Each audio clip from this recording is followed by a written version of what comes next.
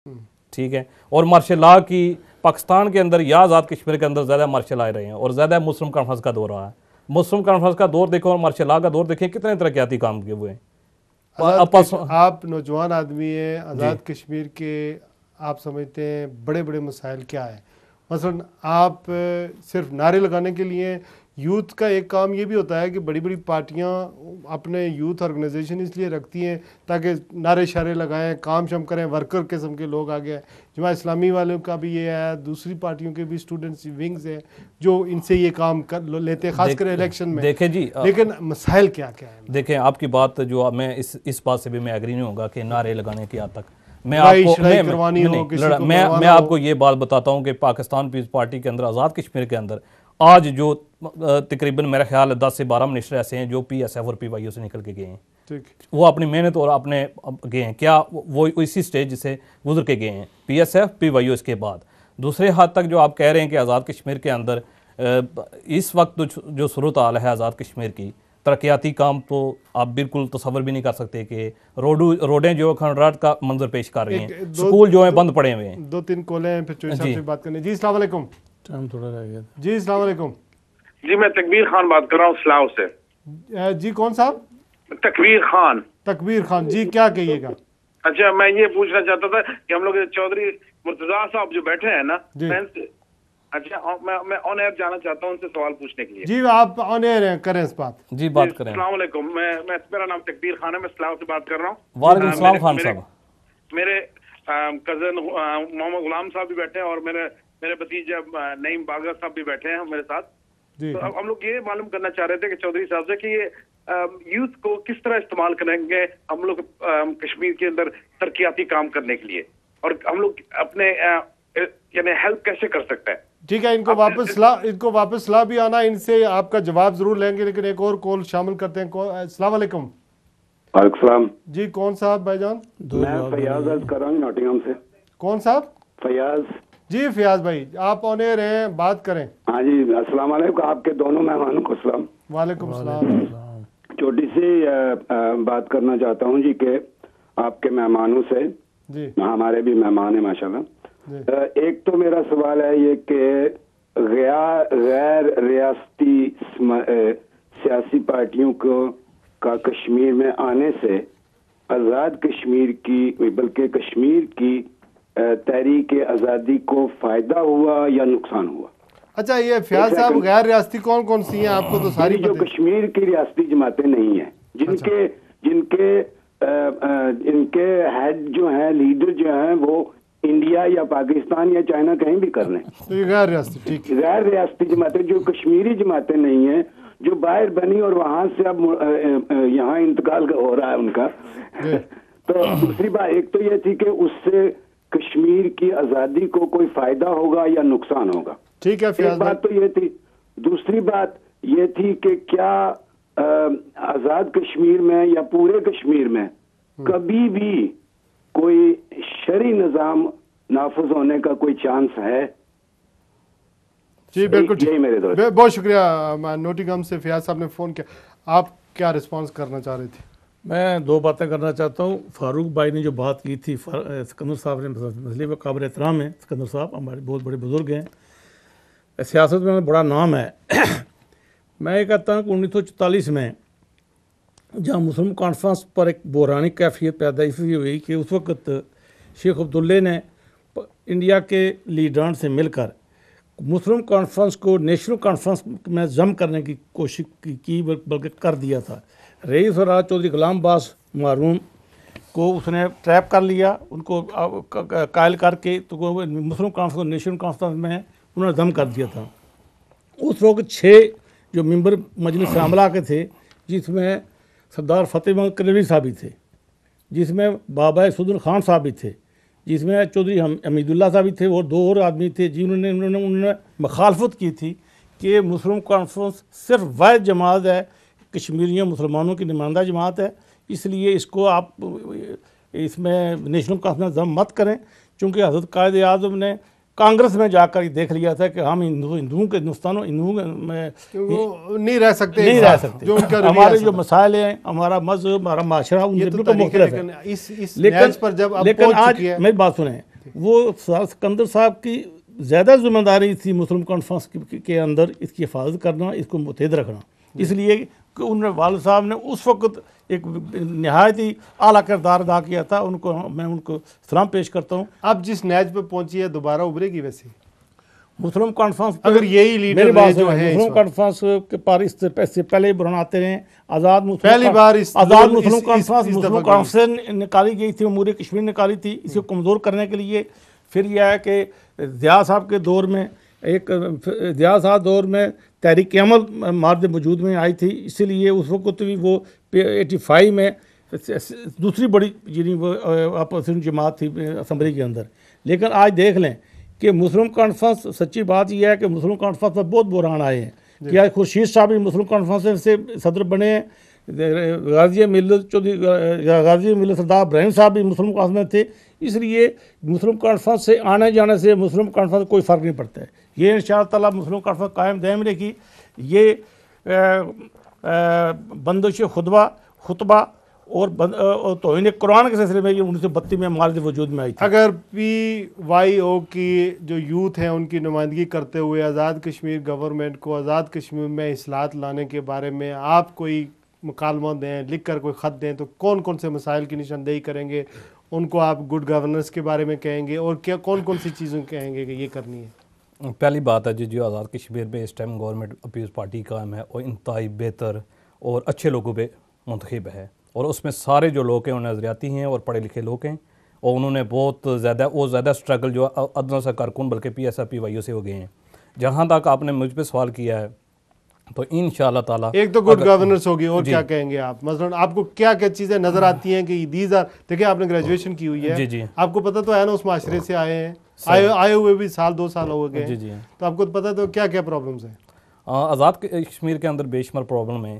पहली जो बात है कि मैं सबसे पहले ये कहूँगा कि एजुकेशन पे जोर देने की ज़रूरत है। पुलिस से रिश्वत लेती है। जी पटवारी माल उसी तरह ले रहा है, सब उनके साथ डील करते हैं। जी हमें आज तक मुझे 3-4 साल हुए हैं, आज तक दोस्तों के फ़ोन आते रहते हैं कि मैं माल ये कर रहा है, मैं वापडा में से ये हो रहा है, इतने पैसे मांग रहे हैं। कुछ पटवारियों के कुछ ऐसे इल्ज़ाम है कि जी पटवारी पैसे लेके ज़मीनों के कागज़ आगे पीछे कर रहे हैं। मैं ये गुजारिश कराऊंगा कि पीपल्स पार्टी की जो गवर्नमेंट है वो ये सारा काम इंशाअल्लाह ताला अल्लाह के फजल से ये सारी चीज़ें ख़त्म कर देगी, और जो ये करप्शन करने की कोशिश करेगी।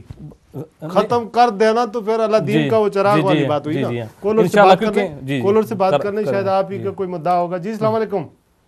जी वालेकुम सलाम सर, नईम बागा बात कर रहा हूँ चालवे से। पहले तो मेरी तरफ से सब मेहमान ग्रामी और सबको सलाम अलैकुम, बिलखसूस चौधरी मुर्तजा साहब को। अच्छा, जब हम चालवे में वो अम्बाला स्वीट सेंटर भी है ना, आज लेके जाइए। बिल्कुल, अम्बाला स्वीट सेंटर भी है, बड़ा कुछ है इधर, अपनी कम्युनिटी जी। क्या कहेंगे, सवाल करें प्लीज।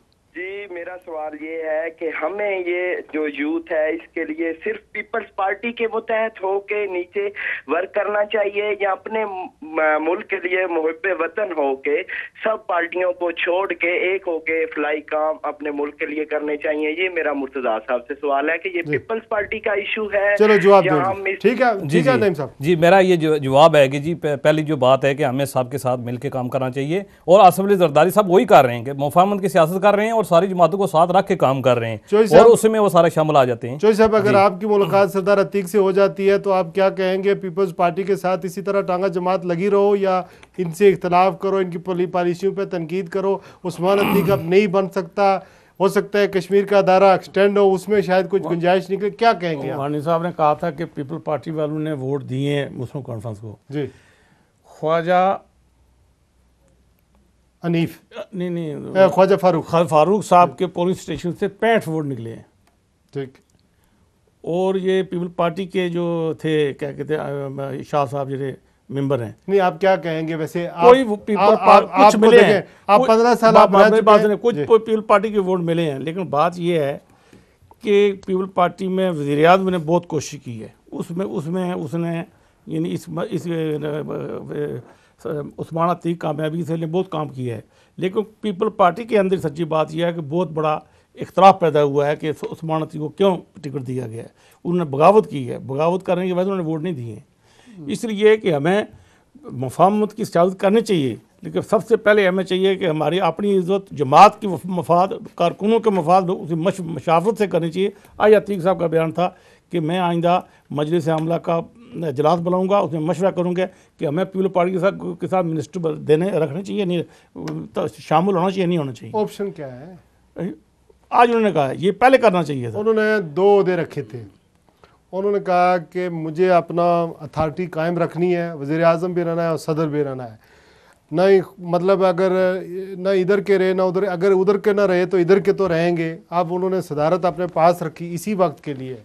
अब कारकुन अगर बर्मिंघम में इजलास होता है, वहाँ खड़े होकर कोई नहीं कह सकता, ये जरूरत नहीं कर सकता कि हमारी रिजर्वेशन है पीपल्स पार्टी को आपने पूरी जमात दी थी। लोगों ने बातें की हैं, लेकिन अखबार में रिपोर्ट नहीं हुई। नहीं, बातें उन्होंने की हैं, उन्होंने की है। भले उन्होंने कहा कि हम भरपूर इत्तेमाद करते हैं, उनके हुक्म की तामील करेंगे, जहाँ कहाँ करेंगे हम काम करेंगे। लेकिन ये है कि ये जो पीपल पार्टी के साथ मफहम करने के बाद उस्मान अतीक की नाकामी जो है हमारे लिए बहुत नाकाबिल बर्दाश्त है। आपके कारकुन, आपका सदर, उसका दौरा तय था श्रीनगर का, वफाकी हुकूमत ने नहीं जाने दी है उनको।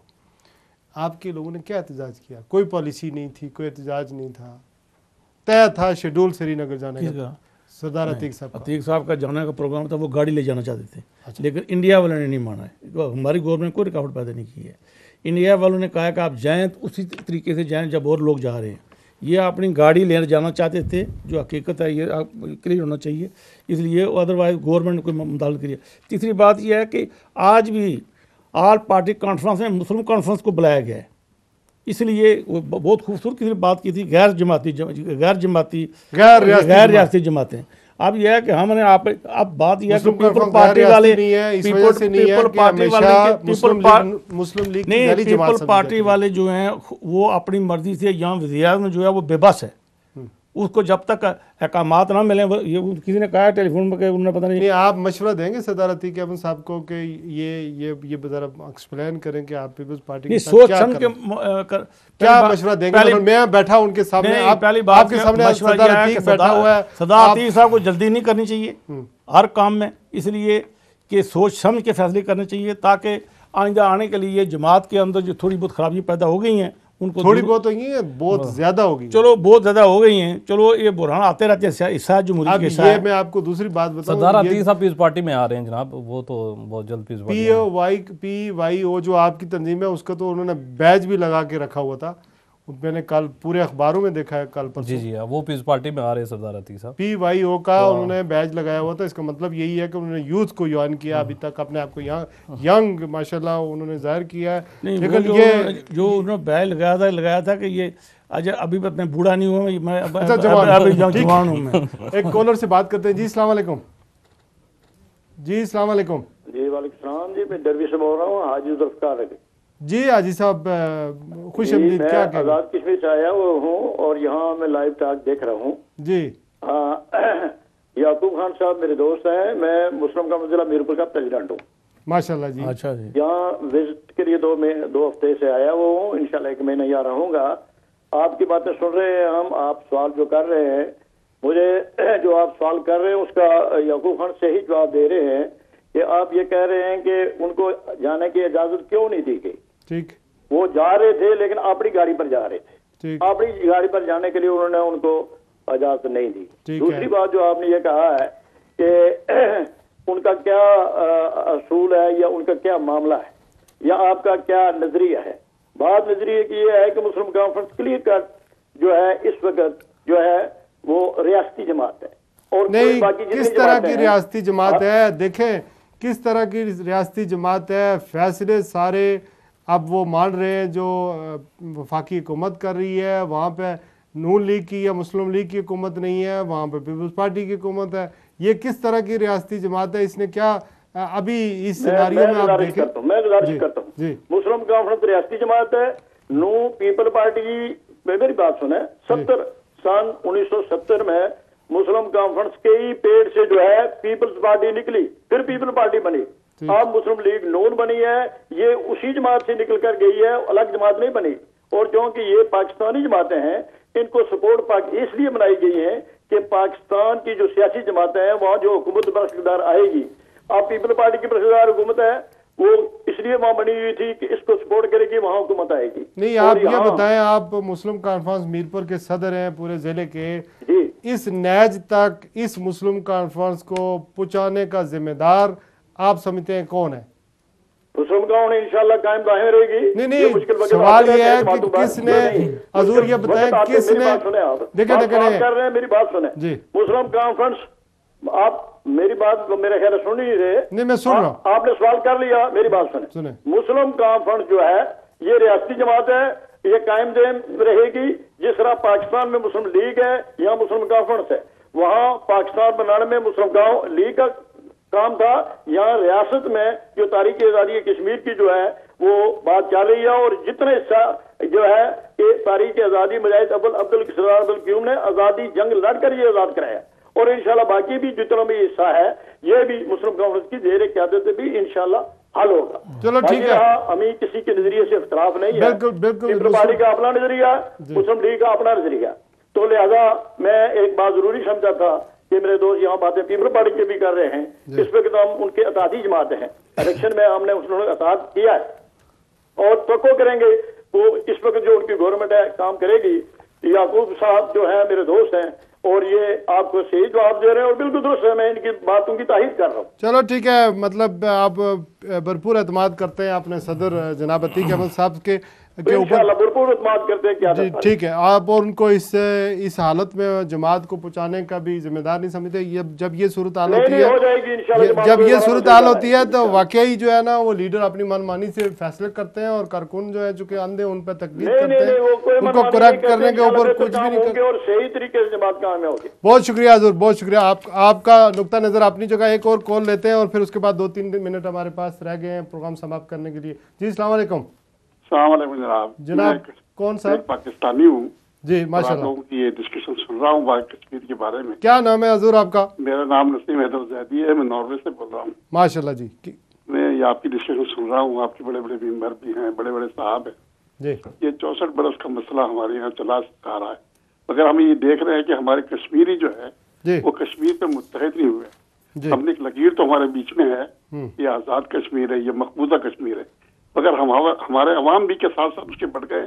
तो क्या हम दोनों कश्मीरियों के से ये दरखास्त नहीं कर सकते कि वो दोनों मिलकर एक मुकामी पार्टी बनाए और वो अपना इलेक्शन कराए जो कुछ सही तौर पे नुमाइंदगान कश्मीर हो, और वो अपनी बात मनवाने के लिए वो कि हिंदुस्तान की पार्टी हो या पाकिस्तान की पार्टी। ठीक है, अभी याकूब साहब से पूछते हैं और इनसे पूछते हैं। मसला कश्मीर के हल के लिए गवर्नमेंट पाकिस्तान ने सफारती सतह पर नाकाम रही है, जो जब आप एनालाइज करते हैं आप इससे इत्तेफाक करते हैं? नहीं, मैं तो इत्तेफाक नहीं करता हूँ। गवर्नमेंट पाकिस्तान क्या अचीवमेंट हुई है? गवर्नमेंट पाकिस्तान ने जो गवर्नमेंट पहले रही है कोशिश सब ने की है। मैं ये कहता हूँ कि बाज़ दफ़ा मसला कश्मीर हल होते होते रह गया है।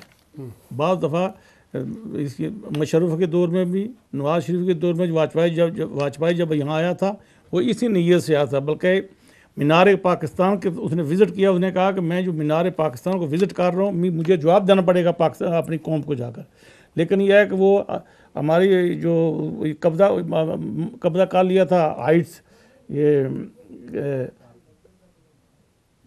जी उसकी वजह से ये मसला हमारा अधूरा रह गया था। आपके नज़दीक मसला कश्मीर का हल क्या तकसीम कश्मीर है? अब बात यह है कि अब कश्मीर की बात करना बड़ी दूर है, अब पाकिस्तान की बात करें। ठीक है कि मौजूदा दौर में पाकिस्तान के अंदर अल्लाह का इस्तेकामत दे, पाकिस्तान के अंदर अवाम पर इस वक्त जो तबाही बर्बादी जो मैं समझता हूँ कि अजाब इलाही में मुतला है। क्या समझते हैं? एक तो कुदरती अजाब है हुआ है, आप क्या समझते हैं? एक जरदारी के नाम से भी जो है ये एक अजाब है। लेकिन आप उन पे जरदारी साहब पे हक का ये अजाब इलाही है। लेकिन आप ये सैलाब आ गया है, डेंगी मर्ज आ गया, वो आ गया। अमेरिका की तरफ से धमकियां आ रही हैं। आप बुजुर्ग हैं, आपके नजदीक पानी नहीं है, बिजली नहीं है, गैस नहीं है, हर चीज़ महंगी हो रही है। लोग इस वक्त मैं समझता हूँ गरीब लोगों का चूल्हे बंद हो चुके हैं और लोग अपने बच्चों को फरोख्त कर रहे हैं। हम अभी कश्मीर की बात करेंगे, हम पाकिस्तान की बात करें। बुजुर्ग मौलाना मोहम्मद याकूब चिश्ती साहब हुए, मौलाना मोहम्मद बुस्तान कादरी साहब हुए, मोहम्मद गालिब साहब हुए, बहुत सारे बुजुर्ग हैं हमारे जो यहाँ पे मसला कश्मीर के हवाले से झंडा पाकिस्तान का भी कश्मीरियों का लेकर एहतजाज करते रहे। ये अब सब लोग बुज़ुर्ग हो गए हैं, आप लोग यंग हैं। ये जो बरतानिया में कश्मीरी जमातें हैं, ये जो एक 15-16 जमातों की एक कमेटी भी है बनी हुई है, एक तंजीम बनी हुई है, इसके लिए आप लोग कोई कभी आपने सोचा जो आपकी ये पीपल्स यूथ है कि इसके अंदर हमारा कुछ इनिशिएटिव होना चाहिए, कोई हिस्सा होना चाहिए, हमें कोई किरदार अदा करना चाहिए? आप क्या समझते हैं एज यंग बरतानिया में कायम कश्मीरी जमातों को मसला कश्मीर के हल के लिए सफारती और सियासी सतह पर क्या काम करना चाहिए? मेरी गुजारिश है कि जी जो आपने सवाल किया इस पे सारी जमातें काम कर रही हैं और PYO यूथ की जो हर कश्मीर का जब भी कोई दिन होता है तो उस पर वो भरपूर किरदार अदा करते हैं, सफारती सतह पे, सियासी सतह पे और मीडिया के जरिए भी बहुत भरपूर किरदार अदा किया जाता है। अखबारात में ज़रूर फोटो आते हैं, ये मैं देखता हूँ। नहीं, बल्कि एहतजाज भी करते हैं, सारा कुछ इसमें शामिल है। तो ये आप इसे इनकार नहीं कर सकते कि पीपल्स पार्टी या कोई भी जमात मसला कश्मीर को जो है ना उन्होंने पुष्ट डाल दिया है। मसला कश्मीर सबसे पहले है और उसके बाद बाकी काम है। अच्छा, ये बताएं कि ये जो आज़ाद कश्मीर की जो गवर्नमेंट है आपकी, इसको ज़्यादा ख़तरा किससे है, इंटरनल प्रॉब्लम से या वफाकी हुकूमत से या अपोजिशन जमातों से? पाकिस्तान पीपल्स पार्टी को अल्लाह के फजल से नहीं, आज़ाद कश्मीर की गवर्नमेंट को अल्लाह के फजल से किसी जमात से कोई ख़तरा नहीं। अभी हाल ही ठीक है, 2-3 जमातें तो उनके साथ है, MQM उनके साथ है, मुस्लिम कॉन्फ्रेंस उनके साथ है और वो अक्सरियत में पीपल्स पार्टी की जमात और पीपल्स पार्टी के अंदर सारा जो इसके रूल रेगुलेशन है वो पीपल्स पार्टी का पार्लियामेंट बोर्ड फैसला करता है। कोई अकेले बंदे कुछ भी नहीं कर सकता। अगर मैं उससे बगावत करूंगा तो मैं अकेला ही जाऊंगा। पीपल्स पार्टी की बड़ी जमात है, इसमें कई मछलियाँ आई कहीं गई, किसी के आने जाने से कोई फ़र्क नहीं पड़ता और गवर्नमेंट अल्लाह के फजल से मजबूत और कायम दायम है और तरक्याती काम पे वो गौर फिक्र, बल्कि काम जारी हैं। बहुत सारे काम जो पिछले दौर के हुकूमतों ने छोड़े वो पीपल्स पार्टी कर रही है। तो इंशाअल्लाह ताला ऐसी कोई बात नहीं है, ये सिर्फ मीडिया के हाथ और प्रेस की बात है। सब आपके नज़दीक जो है वो बिल्कुल अच्छा है। चौधरी साहब, जंगलात को काट दिया गया आज़ाद कश्मीर के, ब्लैक हो रही है लकड़ी, ज़मीन जो है वो लीज़ पे दी जा रही है, ये इतना जुल्म क्यों हो रहा है? क्यों हुकूमत नहीं इसको कंट्रोल कर रही है? हमारे जो आज़ाद कश्मीर का हिस्सा है खाली हो चुका है जंगलात से। इस कई दफ़ा हमने आपने कई फोरम पर हमने ये आवाज़ उठाई है। असल बात यह है कि वहाँ जो हमारे कानून हैं, जो जंगलात के सिलसिले में बने हुए कानून हैं, वो बहुत कमज़ोर भी हैं और फिर इम्प्लीमेंट भी नहीं हो रही हैं। महकमा जंगलात को जो तहफ़्फ़ुज़ फराहम नहीं किया जाता है गवर्नमेंट की तरफ से, अगर वो किसी के ख़िलाफ़ कार्रवाई करते हैं, बाद लोगों को तो अपनी जान का भी ख़तरा होता है। बाद एरिए में वह किसी को मना भी नहीं कर सकते हैं। इसलिए ये मैं समझता हूँ कि बहुत बड़ा नुकसान है, कौमी नुकसान है और इसका तदारक होना चाहिए और एक सख्त कानून बनाना चाहिए गवर्नमेंट को, ताकि ये मैं समझता हूँ कि जंगलात हमारी हर लिहाज से ये एक कीमती सरमाया है। किस तरह लकड़ी ब्लैक होती है, किस तरह ये काटे जाते हैं, कौन लोग हैं?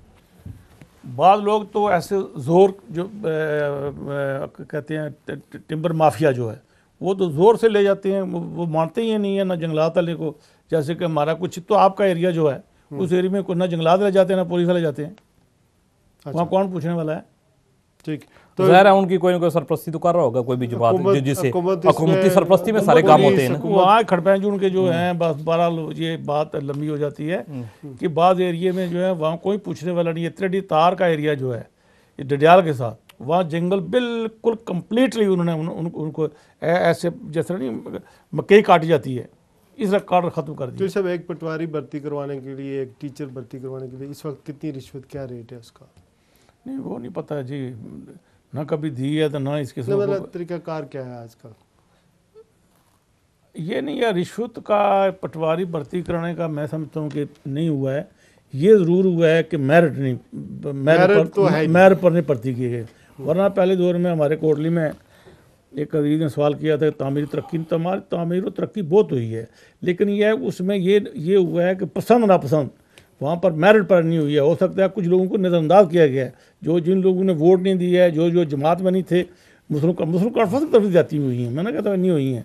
कुछ लोग ने ऐसी जाती हैं कि उन्होंने बाज़ एरिया में बिजली नहीं दी, इसलिए दी है कि उन्होंने मुझे वोट नहीं दिए। तो साहब आपने सदर अतीक को भी डिफेंड कर लिया, मुस्लिम कॉन्फ्रेंस को भी डिफेंड कर लिया। मुझे पता है कि अंदर से कुछ राय और भी हो सकती है, लेकिन अफसोस से कहना पड़ता है कि मीडिया पर आकर आपने अपने घोड़े बहरहाल दौड़ाने पड़ते हैं। और लेकिन ज़लज़ला ज़दगान के बारे में 8वीं बरसी आ रही है, 75,000 आदमी जान बाक हो गया।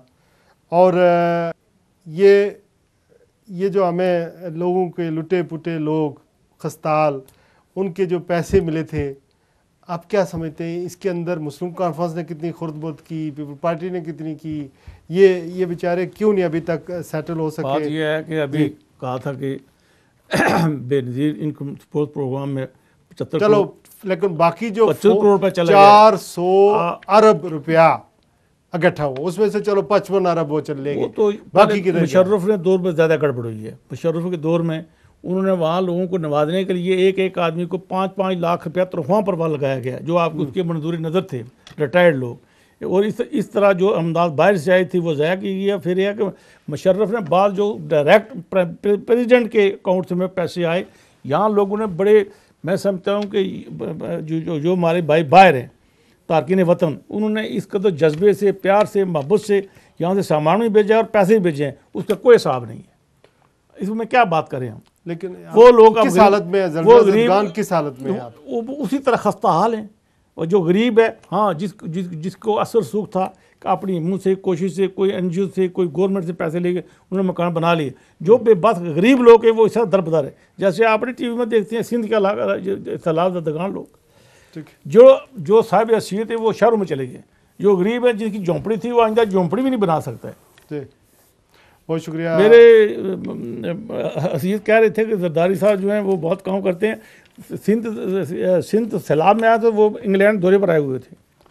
मैं इस बात से भी चो साहब की इत्फाक नहीं दौरे पर आए हुए थे। पहली जो बात चो साहब ने कहा जलजला इनके दौर में 10 साल इन्होंने गवर्नमेंट की है, तो इन्हीं के दौर में करप्शन हुई। इनके कई मिनिस्टर जो है, वो मैं उस टाइम पाकिस्तान में था, कई मिनिस्टर जिन्होंने लादे हुए ट्रक अपने घरों में जो है छुपा के रखे थे। ये आपने पाकिस्तान के पास है, आज़ाद कश्मीर के पास नहीं था, और पाकिस्तान के पास जी।